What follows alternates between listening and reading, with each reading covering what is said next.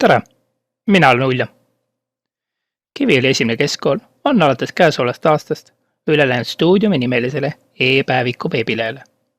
Leheküljelt abi.ope.ee leiab väga ammendava õpetuse, kuidas ja mida seal teha saab.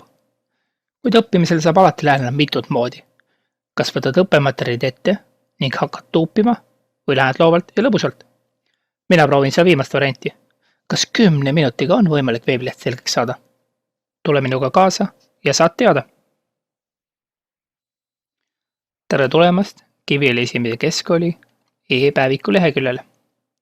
Erinevalt e-koolist, kus kõikide koolide jaoks oli ühine veebiadress, on Stuudiumil iga kooli jaoks oma aadress. Kiviõli esimese keskkooli e-päeviku aadress on kivioli.ope.ee. Avalehel on võimalik endale taotleda Kiviõli esimese keskkoolist lapsevanema konto. Selleks peab ära täitma õpilase ja lapsevanema andmed. Kui kooli administraator on konto loonud, siis saabub registreerimisel kasutatud e-posti aadressile kiri konto loomise kohta, milles on ajutine salasõna sisselogimiseks. Sisse saab logida lisaks salasõnale ka ID-kaardiga.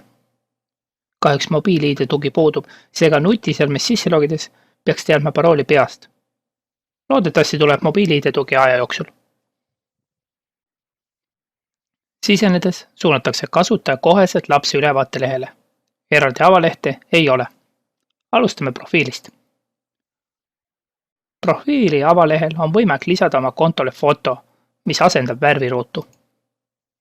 Pildi maksimumsuurust ei ole määratud, kui pildi külgede suhe peaks olema minimaalselt 400x400 pikslit. Keskkond sai suurepäraselt hakkama ka 7 megabaitise pildi kärpimisega. Profiili avalehel on näha ka õpilased, kellega sa seotud oled. Samuti näeb, meil laps ise viimati e-päevikut on külastanud. Stuudium tuletab sulle ka profiililehel meelde, kui vana sa oled, nii et ise ei pea arvutamisega vaeva nägema. Oma andmeid saab igaks ise muuta, klikades nuppu Muuda profiili. Siin saab sisestada oma meiliaadressi, telefoninumbri, koduse aadressi ning vajaduse sünnikoha. Samuti saab määrata koduse keele ning muuta salasõna endale sobivaks. Profiili alt saab määrata ka iga lapse suhtes oma rolli. Ema roll on vastavalt perekonnaseaduse paragrahv 83 üheselt mõistetav.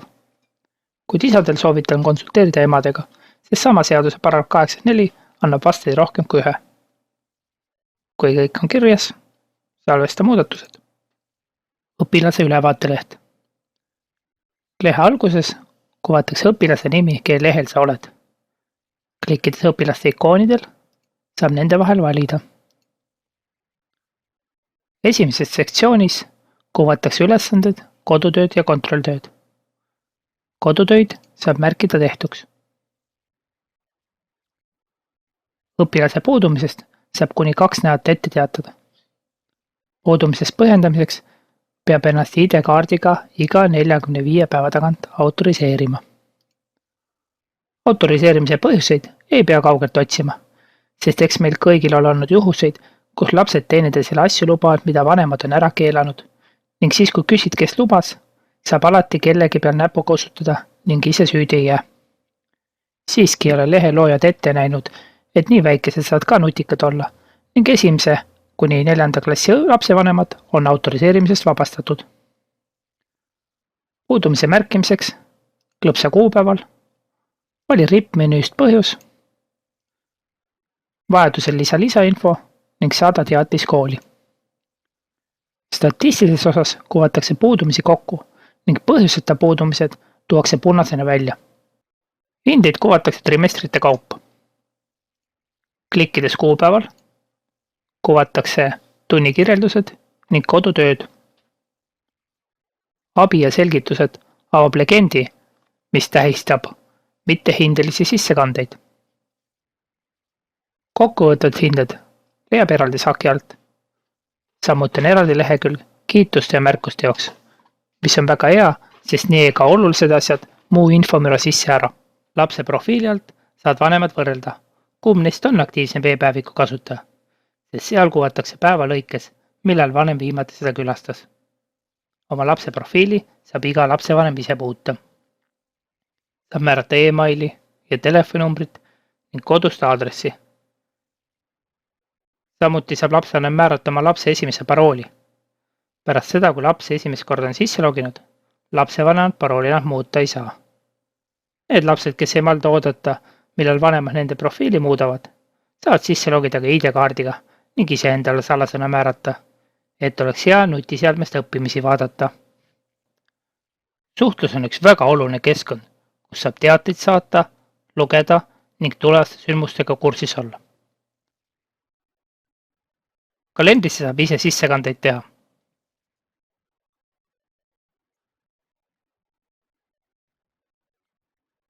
Ning valida, kes neid näevad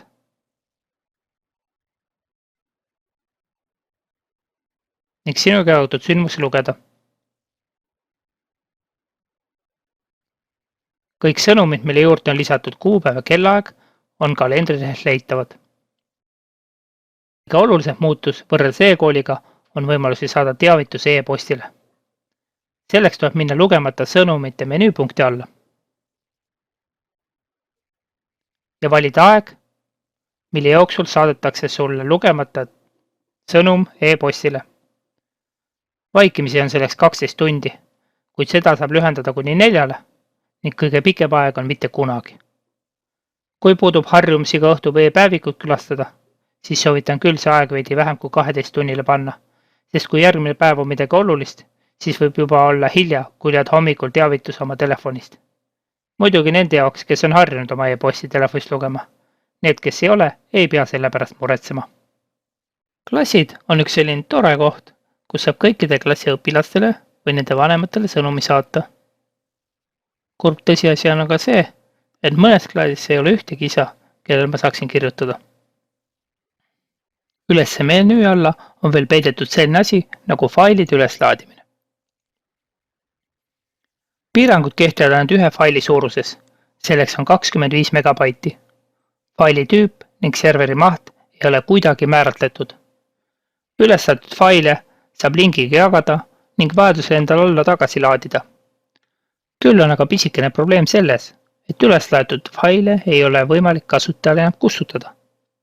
See, et sind viiaks hoopis teisele veebiaadressile ning hindamissüsteemi enam tagasilinki ei ole, vaid tuleb kasutada brauseri tagasiminemise nuppu, on veidi väiksem probleem. Kokkuvõtteks võib öelda, et süsteem on lihtne ning kindlasti saab juba esimesel korral hakkama. Tore on see, et sõnumite alt saab ka ise endal sõnumeid saata, nagu seda tegi Muff, juhul kui keegi sind meeles ei pea. Kuid seda muret ei tohiks kellelgi olla, sest õpetajad annavad ennast kõik, et keegi märkamata ei jääks. Positiivne on ka see, et stuudium ei logi sind kunagi välja, kui sa veidi kauem mõtlema jääd ning veeta seal kas või terve päeva, oodates, et ka kool sinu silmadele hindaks sama kõrgelt nagu sa ise. Head kasutamist!